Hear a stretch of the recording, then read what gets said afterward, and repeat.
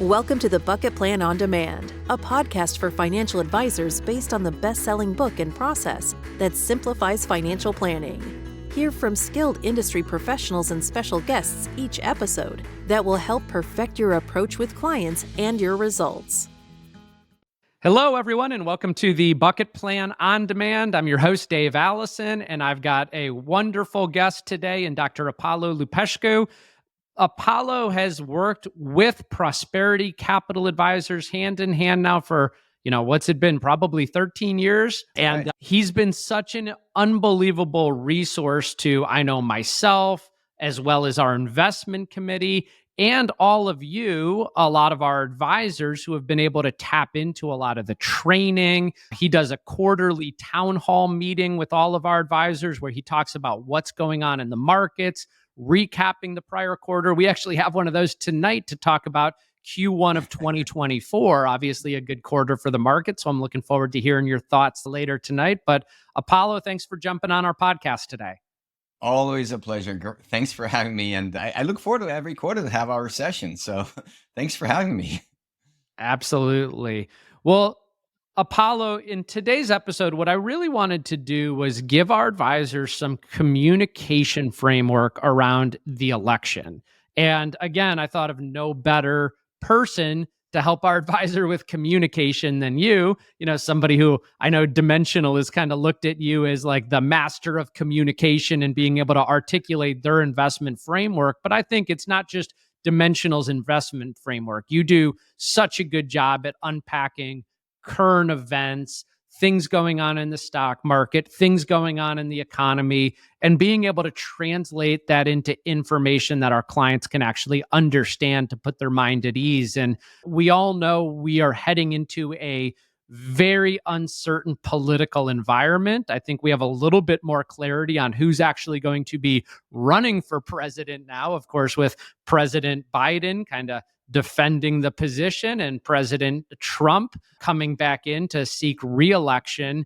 And I can't think of an election period in at least my lifetime that there's been more emotion and kind of a divided country around what's upcoming. And we're not here to talk about politics today, but what we are here to talk about is how our advisors can provide some evidence and some data and some peace of mind to their clients, because we all know it's not the volatility in the market that necessarily hurts people. It's the bad decisions that investors make of panicking, selling, getting in or out of the right or wrong investments that ends up kind of hurting them. And you and I just did a podcast episode for my podcast, the Complete Wealth Management podcast. We recorded that for clients. And so I would highly encourage any of our advisors listening to this to go back and listen to that podcast, because you'll hear Apollo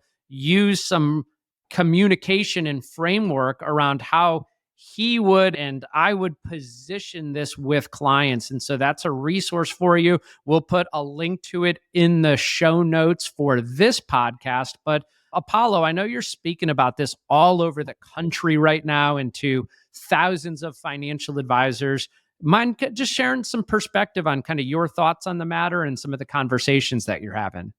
Yeah. And Dave, you're absolutely right. This is one of the hot topics at the moment. And I think it will continue to stay, if not increase, in its intensity over the next few months as we get closer and closer to the election. And it is a very interesting conversation, because what I found is that quite often people come in and they already have a very strong opinion. They have a very strong view. And what I found is that most often, at least in the beginning, they don't want to even hear my view.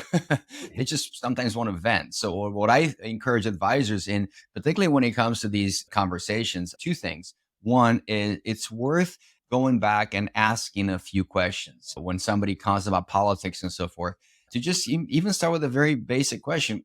How do you feel about this? Because there are two benefits to asking this question. Is one is that it allows the client to vent. A lot of times people just love kind of, spitting out what they believe. And then just, I think being heard and understood goes a long way. And you might not agree with their politics or with their views. I just think it's important to make them feel heard and understood, empathize a little bit with their point of view. But the second big benefit, I think it's that it allows you to avoid some minefields. And I think it's really important because it's such a heated topic. So, in my perspective as a communicator, I never try to take one side or another because it's not my job. And rather, what I do is once I ask a few questions, once I let somebody speak, I always have a pretty buttoned down kind of script or talking points, which reflect on the fact that politics tends to be a deeply emotional issue because it touches on our core identity as individuals, some deeply held beliefs. And it's perfectly fine to trigger these emotions because that's what makes us human. And what I would tell folks is that our job as investment managers is to acknowledge these emotions and at the same time make sure that whatever decisions we make about your money, they're based on very pragmatic reasons, which are driven by data and evidence rather than how we feel. So I always kind of emphasize this. I acknowledge the emotions. Our job is to be pragmatic and make decisions based on data and evidence. And because of that, I'm not here to make you feel good or bad about your views at all. I'm just here to see what does the data show. And then from that point, be able to have some data that is relevant to this conversation and kind of creates a narrative that ultimately leads to a very easy to understand point. And by then, what I found is that the clients who go along with this narrative and understand what the main points are, by the end, themselves will arrive at a conclusion. You don't even have to say it. They'll be the ones who are going to spell it out for you. So the question is, Dave, what are these exhibits? What are some of the talking points that I've found to be useful? And you and I just shared some of those. So is it worth sharing with this? It is. And, Apollo, there's two things that, I just even got as a takeaway from this that I want to reinforce with our advisors. In my opinion, the best time to do this is actually proactively instead of waiting for that client to come into your office and, start talking about their fears or the anxiety that they have around the political environment in the election. Proactively put out content. It's why I asked Apollo to jump on my podcast because I couldn't think of anyone better in this industry to provide the data and the statistics than Apollo. And I want to be able to push this content out to my clients and share with them that I know this election is going to be very emotional and the media is going to be relentless. But we as investment professionals, we've got your back. We've got this covered. Yeah. We're on top of it. We've already analyzed the data. We feel your portfolio is positioned just as it should be to meet your longer term goals and objectives. And so stay ahead of it, produce content. And what Apollo is going to share here is just amazing things that you could utilize, compliance approved data that you can record videos or send out a newsletter or post something to YouTube or Facebook to be able to communicate with your clients on, to be proactive. So yeah, Apollo, I'd love for you to just share some of those and how you would kind of simplify and communicate these things to the clients. Yeah. And by the way, you're absolutely right. You need to be proactive, in my opinion, because even though the clients might not they might not tell you this. I have no doubt that they're watching the news. I have no doubt that they're being bombarded by all this information. And deep down, they do have this question. And if you're not going to provide an answer to them, who else is going to provide? They're going to look on the news and then try to make their own opinion. And sometimes you might find at the back end, it's like, well, you really want to sell right now? Why? Well, and I think that if you can provide some education, I think that goes a long way, because at that point, you are proactive. It doesn't sound like an excuse or you catching up. You are ahead of the game. So what are these exhibits? I'm going to share with you 3 data exhibits that I found to be quite useful to me. And these are things that you can recreate yourself. I know some of them could be in a format that C2P can help you with. But the first data point is an acknowledgement that we are in an election year. And quite often you hear that elections tend to add additional uncertainty to the market. And every election year is unprecedented, the most important of the generation, no doubt about it. And this one is kind of falls in the same category. In a way, you can tell folks, well, it seems like we've already had both of these presidents, so there's not like a complete uncertainty. We don't know what we're going to get. I mean, we've had both of those.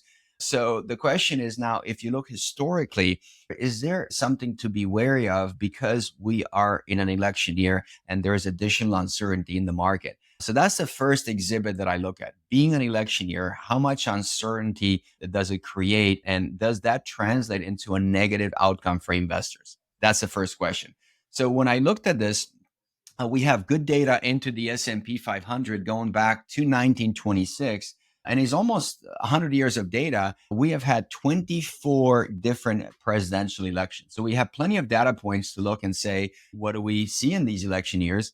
And what we know is that historically, about 25%, so about 1 in 4 years, the market has been down, and about 3 in 4 years, it has been up. So if you want to think of the proverbial glass, about 75% of the time, the market goes up, and about 25% it goes down on an annual basis. So that's the starting point for general data. The question is, in these 20 different presidential elections, how is that different?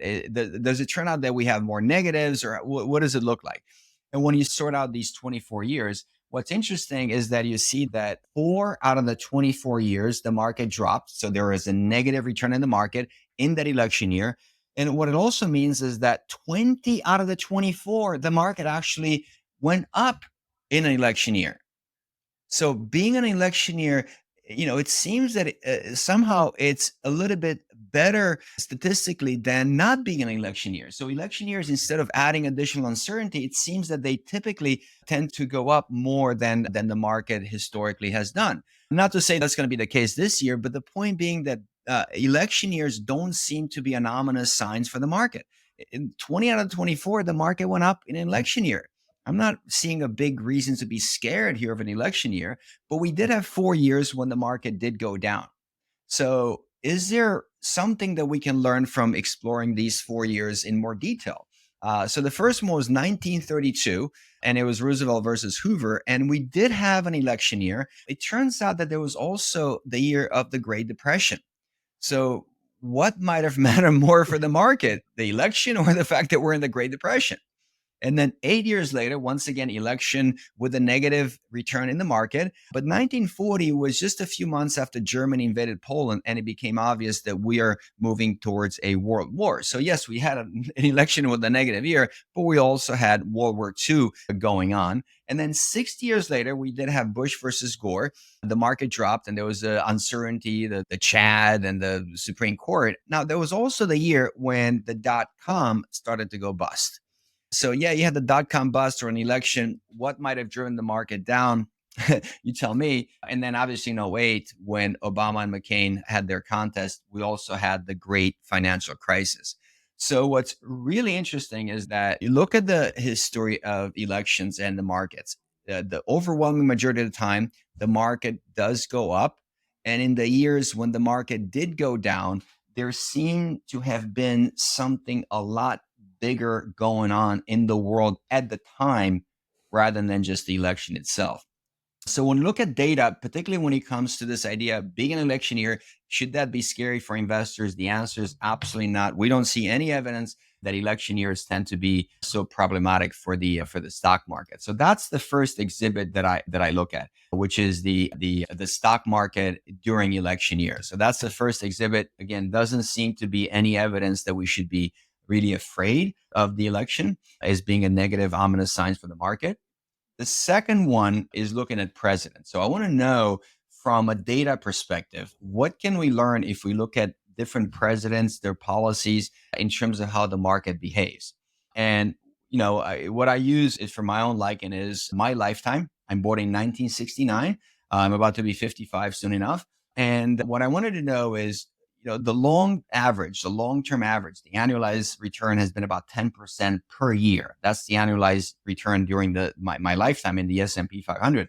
What I wanted to know is, how did the market do during the different presidents in my lifetime on an annualized basis? So if 10% is sort of the benchmark, that's the yardstick, how did it do during different presidents, and what can we learn from looking at the data? Again, this is purely data, not there to kind of support one party or another, one candidate, one set of policies or not. So when I was born, President Nixon was in the White House. And during the 5 years or so, 5.5 years that he was president, the market on average didn't go up, but actually went down by about 2.9% per year, which is interesting because, again, 10% is the long-term average. In his time, it was negative 2.9. And for the 3 years and change that President Ford was in the White House after President Nixon left, the market skyrocketed at about 20% per year annualized. And then if you fast forward, President Carter gets in there and it's 11.7 annualized for 4 years. And in 1981, President Reagan gets elected. And for the 8 years that is in office, it's an average of 15.8 annualized. His vice president for 4 years goes in the White House, George H.W. Bush, and the annualized market is 13.9. And then President Clinton gets elected and the market goes up by about 17.6% annualized, followed by President George W. Bush, negative 4.4 per year during the 8 years that he was in the White House. President Obama, 16%, President Trump, 15.2%. So the reason I bring this up is that when I show this exhibit, there are three questions that I ask. The first question is it obvious that having a Republican or a Democrat in the White House is better or worse? And in fact, folks, if most often what I do is I don't try to answer that question. I actually ask this question to the clients and I want them to answer. And I've never been in a situation where a client tells me, yeah, I see a pattern. You see, everybody goes Republican, Democrat, conservative, liberal. Everybody goes, now there's no clear pattern here to tell you that having Republicans or Democrats are better or worse for the market.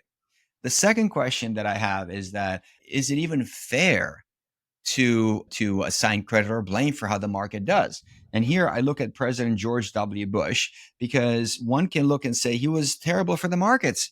On average, they went down 4% per year. So he was a very bad president for the markets.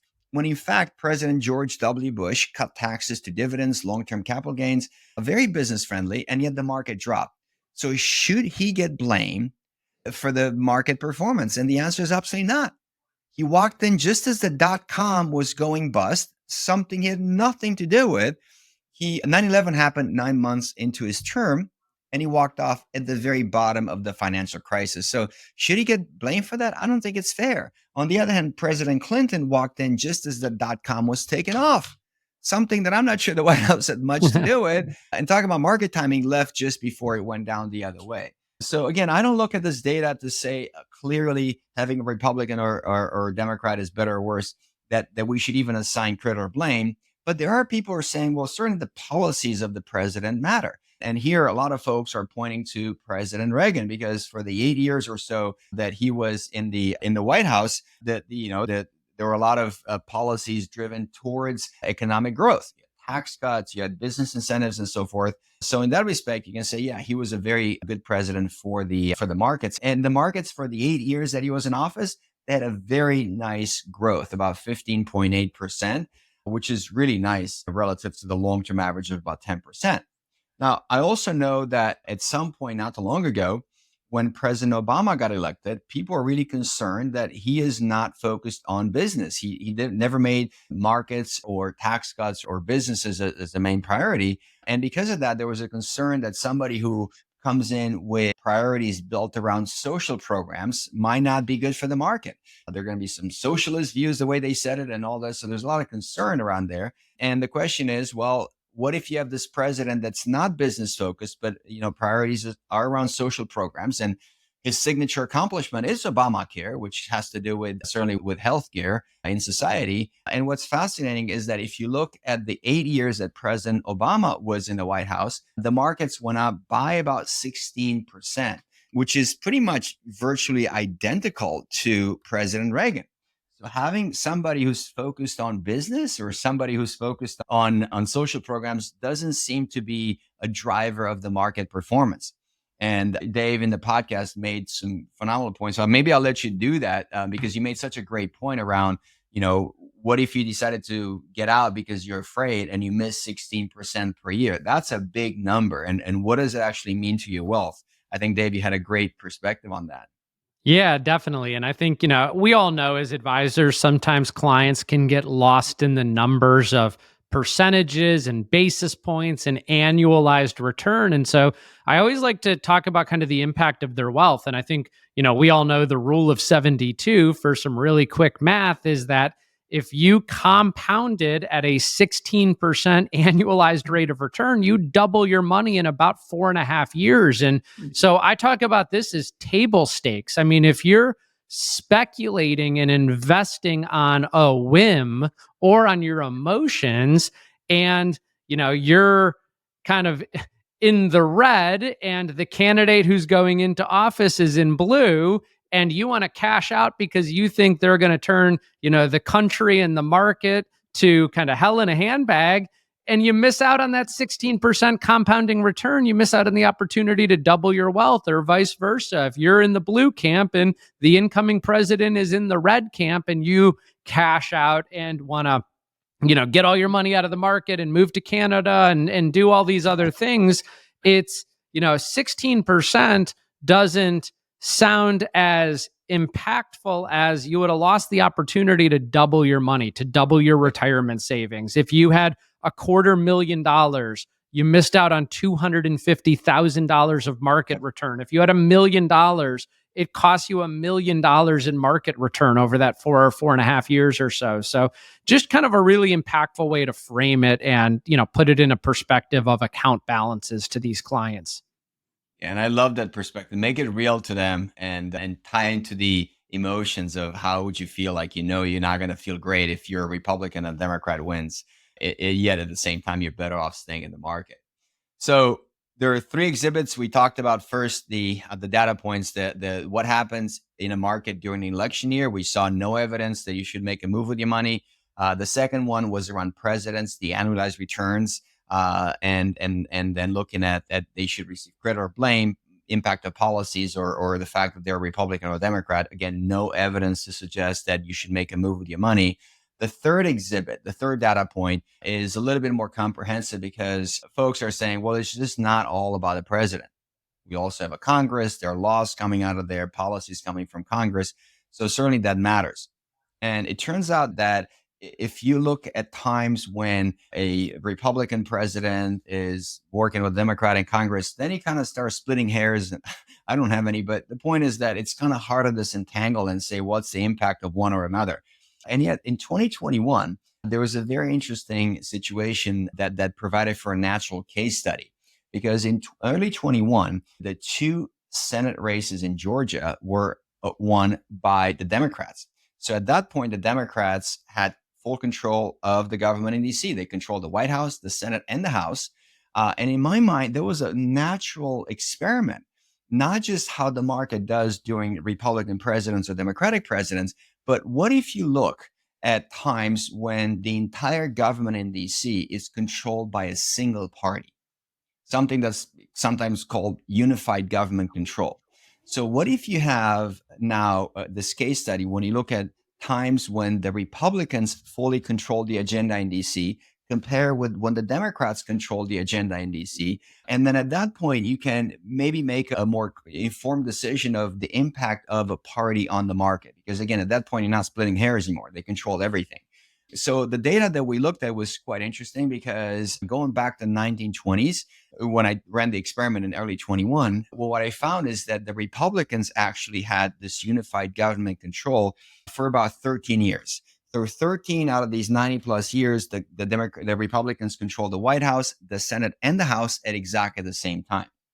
And during those 13 years of the Republican unified government control, the market, a simple average, not the annualized, the simple average, and the simple average tends to be a little bit higher in the market for those 13 years, was 14.52%. So now you have, again, a benchmark. That's what the Republicans had. What about Democrats? And it turns out that Democrats also had this unified government control.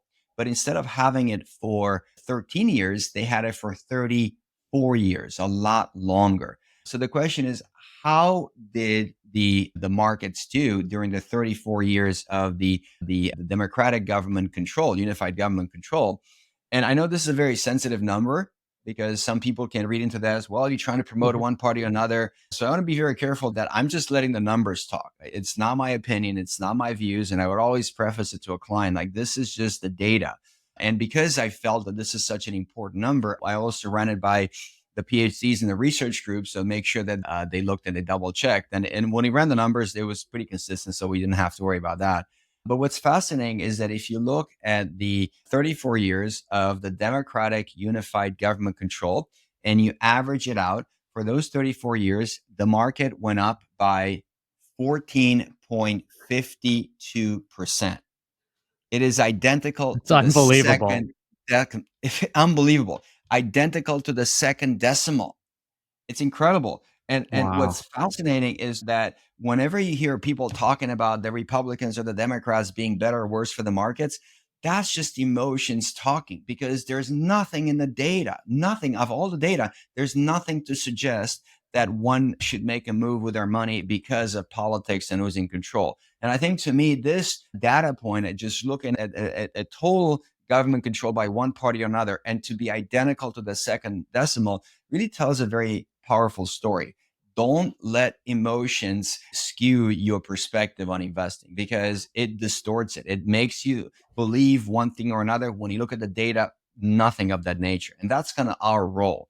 I mean, that's unbelievable. That the data, to your point, have to go back and look at those numbers 2 or 3 times just to see. And I would imagine that any investor who was either trading or investing on emotion or trying to speculate to get ahead based on public policy of either party probably ended up underperforming that average, And so, like, I think the moral of the story is, the market delivers good returns to long-term investors who have a rational foundational investment principle, who aren't trying to time the market, who aren't trying to make large-scale bets on any individual stock or sector or political party that might be in office or person that is the sitting president. And so that was just such good data. And again, I think that for anybody listening or watching this video, they'll see, a lot more of this type of evidence in the longer form podcast episode that you and I did together to just kind of support and really do a deeper dive into the principles of investing in an election year. So I want to thank you for that. And then in addition, if anybody is just listening to this podcast, maybe on Spotify or Apple, and you heard Apollo go through a lot of that data, but you didn't get to visually see it, jump over to YouTube. Our YouTube channel is at c2penterprises.com. This video podcast will be up on there. And so you'd be able to watch Apollo go through those slides. And then, as we mentioned earlier, we'll make sure those slides are all in the show notes as well. So Apollo, that was just fantastic.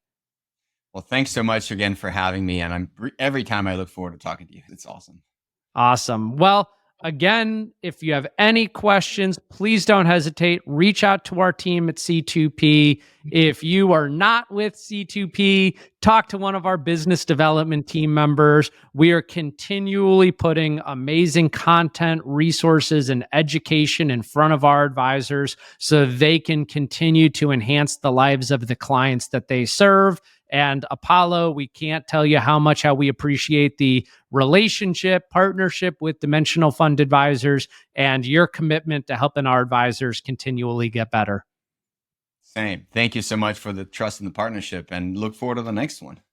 Thanks for tuning in to the Bucket Plan on Demand, brought to you by C2P, an organization whose purpose is to educate, train, grow, and support holistic financial advisors so families can achieve true prosperity. Subscribe today for the latest episodes and insights. Visit c2penterprises.com to learn how we can help support and enhance your advisory business. At the time of delivery and any subsequent publishing, information was deemed reliable but is subject to change by the time of listening or viewing. The contents of this piece include options and projections of C2P, are subject to change, and are for informational purposes only. The information provided in this presentation is not intended to be individual investment, tax, or legal advice.